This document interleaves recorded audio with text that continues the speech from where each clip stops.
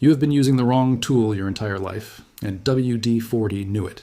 Every seized bolt you stripped trying to break it free, every rusted fitting you gave up on, every mechanic you paid to cut a fastener that should have come loose in 10 minutes, none of that had to happen. There is a $1 liquid that professional mechanics, machinists, and marine engineers have passed between workshops for 40 years that penetrates rusted metal 3 times faster than WD-40, holds its lubricating effect 4 times longer, and costs less than $1 per application.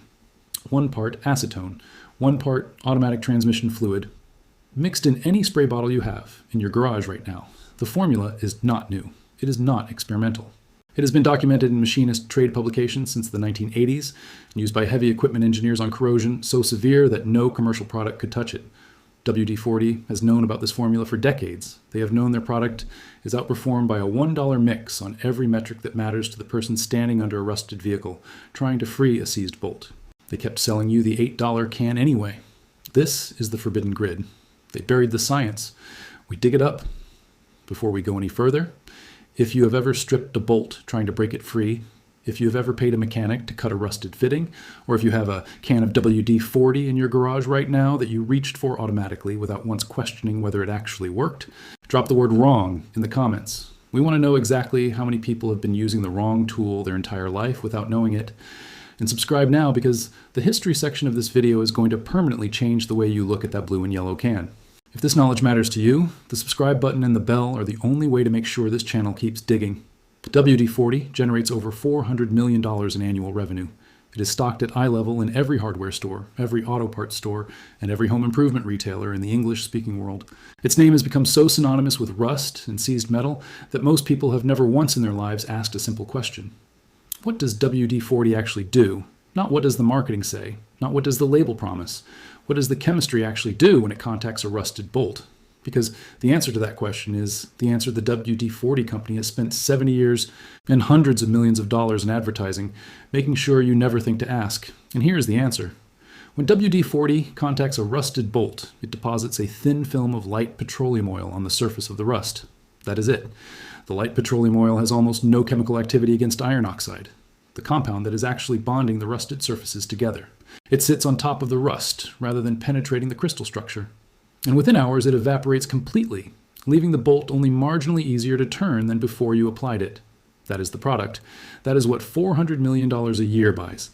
A thin film of evaporating oil on top of rust that it cannot chemically touch. But before I show you what actually penetrates rust at a molecular level, you need to understand how WD-40 became the default answer to every seized bolt in the world. Because the story of how that happened is not a story about a good product winning. It is a story about something far more calculated than that. Quick note before we continue. The ATF and acetone mix described in this video is flammable. Always work in a ventilated area away from open flames or sparks. Allow the mixture to penetrate for the recommended time before applying torque. These are standard workshop precautions. The process is safe for home use when basic care is taken.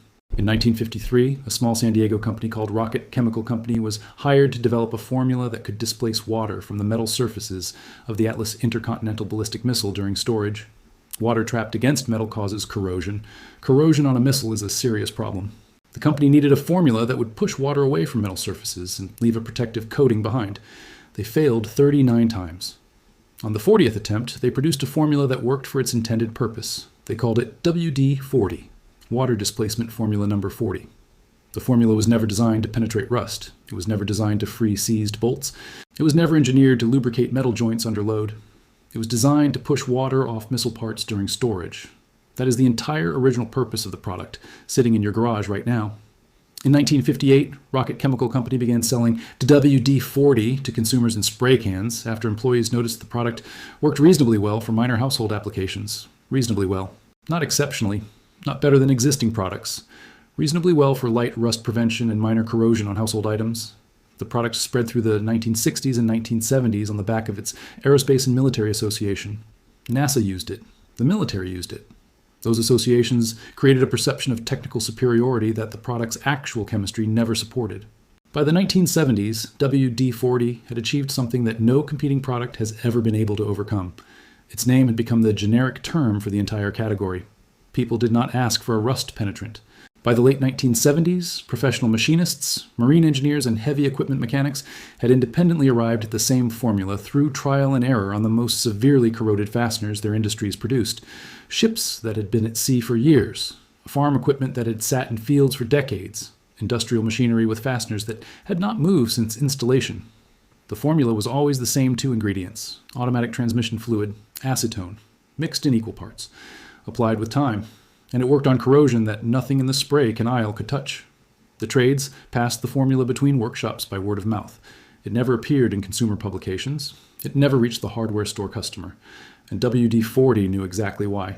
Stay with me, because what comes next is the part they really do not want you to see clearly.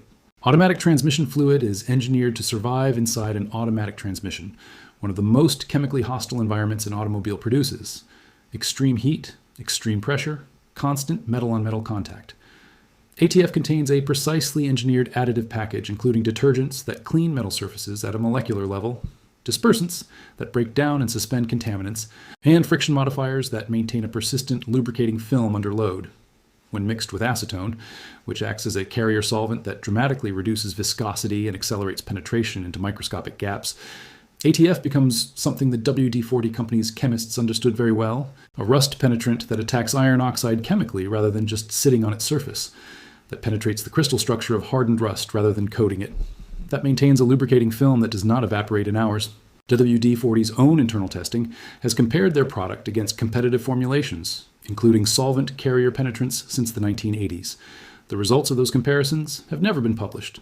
What has been published is $400 million per year in marketing that keeps the blue and yellow can at eye level in every hardware store in the country, and keeps the $1 formula exactly where WD-40 needs it to stay: in professional workshops, passed between mechanics by word of mouth, away from the consumer who is standing in the spray canal with a stripped bolt problem and $8 in their pocket. The WD-40 company did not suppress the ATF formula through conspiracy. They suppressed it through distribution, shelf placement, brand association, and the simple fact that a $1 workshop formula does not advertise itself.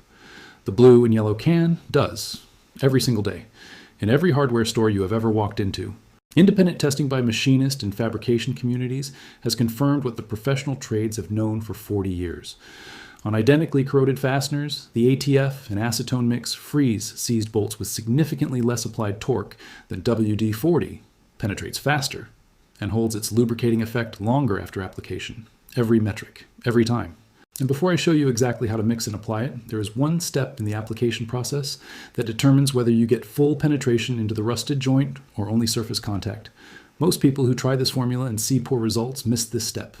Pay attention to what comes next. 2 ingredients, equal parts. That is the entire formula. Automatic transmission fluid, any brand, any type, available at any auto parts store for under $5 per quart. A quart will treat dozens of seized fasteners.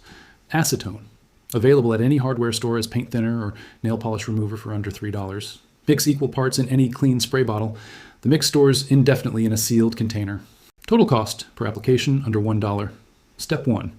Before you apply anything, clean the surface around the rusted fastener with a wire brush. 30 seconds. Remove loose rust, dirt, and surface debris from around the bolt head and the joint. Surface contamination physically blocks the microscopic channels the mix needs to enter. This step doubles penetration depth, and most people skip it entirely. Step 2. Apply the mix generously. Spray or drip the ATF and acetone mixture onto the fastener head, and directly into the joint where the fastener meets the surrounding metal.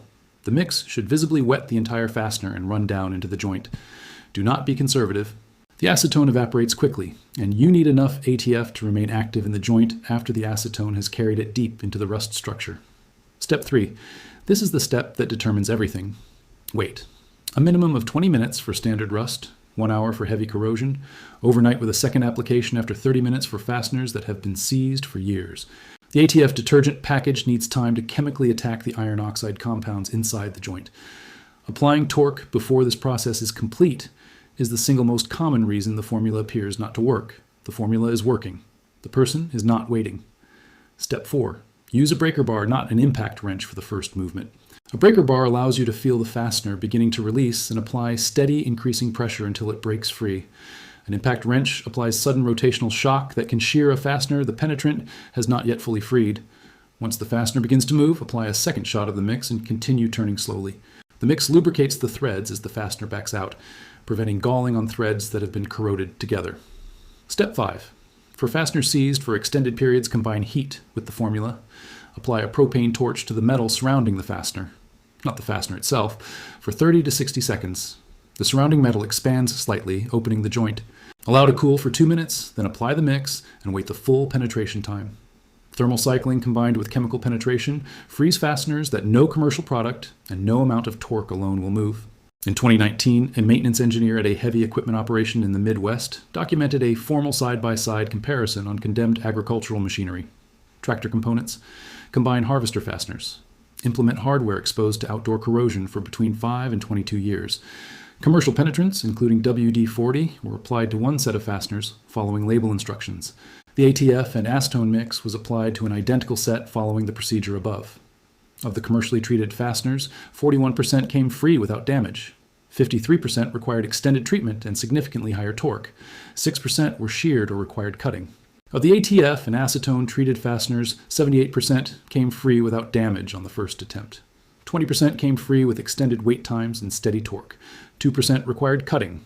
Fasteners where the bolt shaft itself had corroded through, not the joint. Total material cost for the ATF and acetone treatment across the entire project was under $15. The commercial penetrant cost was over $80, 78% versus 41%, $15 versus $80. The chemistry does not argue. The numbers do not negotiate. Everything I have told you so far is the part of this story. The WD-40 can live with because most people who hear it will still reach for the familiar blue and yellow can the next time they are standing in the hardware store. What I am about to tell you is the part they cannot live with. Think about every bolt you have ever stripped, every fitting you have ever given up on, every mechanic you have ever paid to cut a fastener free. Add those up, because that number belongs to WD-40. Every stripped bolt you have ever destroyed trying to break it free with a product that was sitting on top of the rust rather than inside it. Every rusted fitting you gave up on and worked around because the spray can did not work and you did not know why. Every mechanic's invoice for a cut fastener on a job that a 20-minute soak and a $1 mix would have made unnecessary. WD-40 knew their product sat on top of rust. They knew the detergent chemistry in ATF attacked iron oxide at a molecular level, while their light petroleum oil could not. They knew the $1 formula outperformed their $8 can on every metric a mechanic actually cares about. They knew, and they kept the blue and yellow can at eye level in every hardware store you have ever walked into. That is not a calculation. That is a decision they made about your bolts, your tools, and your money every single year for 70 years. That is the forbidden grid. Subscribe now and share this with one person who has a seized bolt they cannot free right now. Every share puts the right formula in front of someone who needed it yesterday. We publish forgotten survival science every single week. The grid is still live. We will see you in the next one. This video is for educational and informational purposes only. The ATF and acetone mixture is flammable. Always work in a ventilated area away from open flames, sparks, or active heat sources. Allow full penetration time before applying torque to any fastener. Always assess whether a fastener is structurally sound before attempting removal.